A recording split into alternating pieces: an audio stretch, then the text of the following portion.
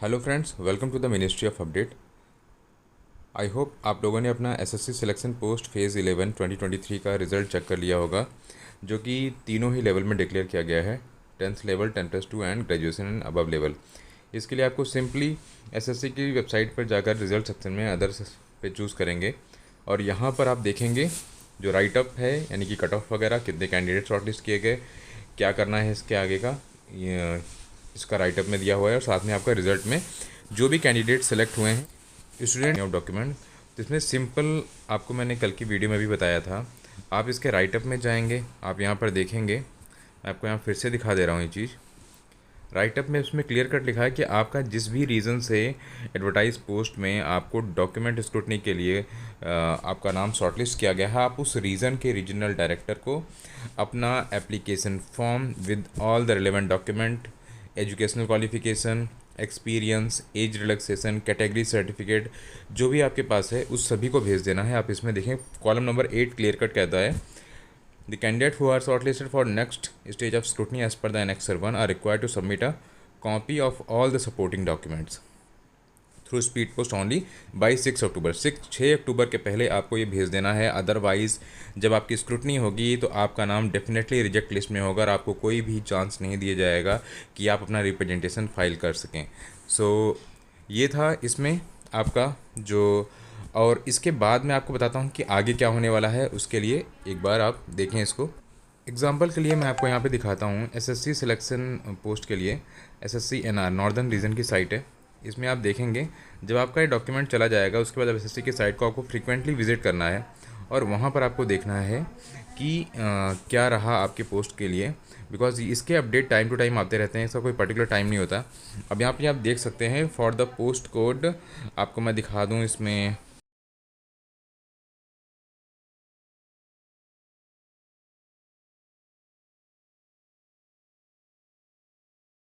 Phase 10 का निकाला है, एक देखते हैं इसमें क्या है। अब यहाँ पे देखिए इसमें लिखा है tentative essential qualification accept list of 14 candidate in respect of filling of 8 post of assistant programmer in the post code NR 11222 of phase 2। इसमें हम क्लिक करते हैं।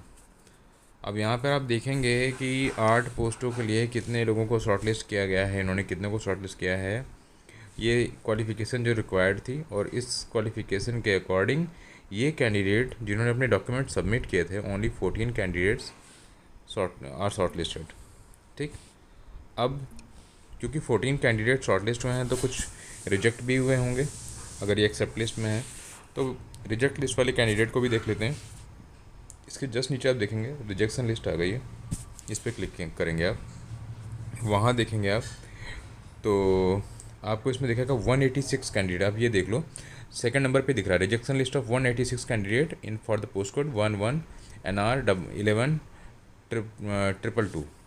इस पर क्लिक करें या आप ये देख सकते हैं इसमें। अब यहाँ पर आपका जो स्पेसिफिक रीज़न है जिस वजह से आपका कैंडिडेचर कैंसिल किया गया है, आपको डीवी के लिए नहीं बुलाया गया, उसमें लिखा होगा। अब सबसे पहला जो मैं आपको बार बार बता रहा हूँ, देखिए पहले ही कैंडिडेट का देखिए एप्लीकेशन नॉट रिसीव्ड, यानी कि हार्ड कॉपी रिसीव नहीं हुई है, इसलिए कैंसिल कर दिया गया। तीसरे कैंडिडेट का भी एप्लीकेशन नॉट रिसीव्ड, चौथे का भी नॉट रिसीव, इसलिए नॉट एलिजिबल है बिकॉज इन्होंने अपने डॉक्यूमेंट सबमिट ही नहीं किए।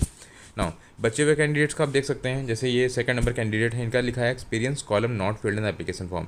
अभी किसी पोस्ट में मान लीजिए वहाँ पर एप्लीकेशन के में इसमें आपको एक्सपीरियंस रिक्वायर्ड है और आपने एप्लीकेशन फॉर्म भरते वक्त एक्सपीरियंस का कॉलम नहीं छोड़ दिया, नहीं भरा, और उसके बाद आप एक्सपीरियंस सबमिट कर रहे हो, तो ये इतना ज़्यादा स्क्रूटनी कर रहे हैं डॉक्यूमेंट को कि आपका वो भी चेक कर रहे हैं कि आपके एप्लीकेशन फॉर्म में क्या आपने फिल किया था, आप क्या वही एक्सपीरियंस सबमिट कर रहे हो नहीं। इस रीज़न से भी आपके डॉक्यूमेंट जो आपके हैं रिजेक्ट कर रहे हैं आपका कैंडिडेचर।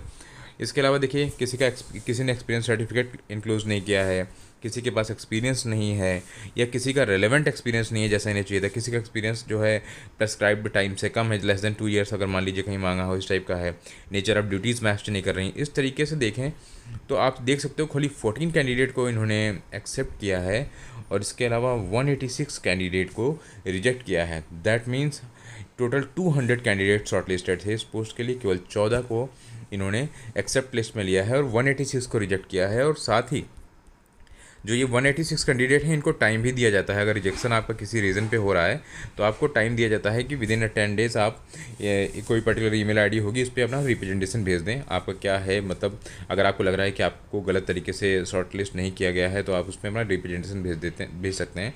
और अगर आपको वैलिड होगा रिप्रेजेंटेशन तो आपको जो फाइनल इसकी लिस्ट आती है शॉर्ट लिस्टेड या ओके लिस्ट आती है जो, उसमें आपको शॉर्ट लिस्ट कर लिया जाएगा।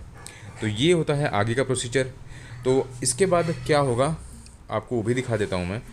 इसके बाद आपका देखिए इस तरीके का कुछ आता है फाइनल लिस्ट। देखिए ये फाइनल लिस्ट है। अब इस फाइनल लिस्ट में आप देखेंगे, अब इसमें शायद जो हम पोस्ट देख रहे थे उसका तो नहीं है, तो किसी और पोस्ट का भी देख लेते हैं। अब ये देखिए इसका फाइनल लिस्ट आ गई। फाइनल लिस्ट में आपको दिख रहा है कि केवल इनको बुलाया गया। अब ये जो फाइनल लिस्ट है इसके बाद कभी भी आप देखेंगे तो इनकी साइट पर वो भी आपको भी दिखाया, वो भी शो कर देता हूँ आपको मैं, कि कॉल लेटर आपका जनरेट हो जाएगा just to appear in the document verification. अब आपका जो कॉल लेटर इशू हो जाएगा तो आप जो भी पर्टिकुलर डेट है उस पर अपने डॉक्यूमेंट लेकर जाइए concern regional centre of the staff selection commission और अपना डॉक्यूमेंट चेक कराइए। जो भी आपके डॉक्यूमेंट होंगे चेक होने के बाद आपका उसके बाद फिर आप वेट कीजिए। एसएससी का साइट को फ्रिक्वेंटली चेक करिए, बिकॉज ये रिज़ल्ट कभी भी एक साथ नहीं आते हैं, ये कंटिन्यूस आते ही रहते हैं ये वाले रिज़ल्ट। तो आपका रिज़ल्ट कभी भी आ सकता है। फिर अपने रिज़ल्ट का वेट करिए, साइट चेक करिए। जिस दिन आपका रिज़ल्ट आ जाता है देन उस दिन आपका सिलेक्शन फाइनल हो गया, अगर आपका सिलेक्शन होता है। और इसके बाद आपको वेट करना है। एसएससी आपका डोजियर जो है यूजी डिपार्टमेंट को फॉरवर्ड करेगा और यूजी डिपार्टमेंट जो है वो आपको वहाँ से कॉल लेटर मेमोरेंडम इशू करेगा just to join the post, ठीक है, या फिर मेडिकल लेटर जो भी है आपका इस तरीके का। तो ये थी इसकी पूरी प्रक्रिया और इस वीडियो में आपको मैं यही अपडेट दे रहा था। अगर आपको वीडियो अच्छी लगी है तो वीडियो को लाइक करें, चैनल को सब्सक्राइब करें। Thank you so much.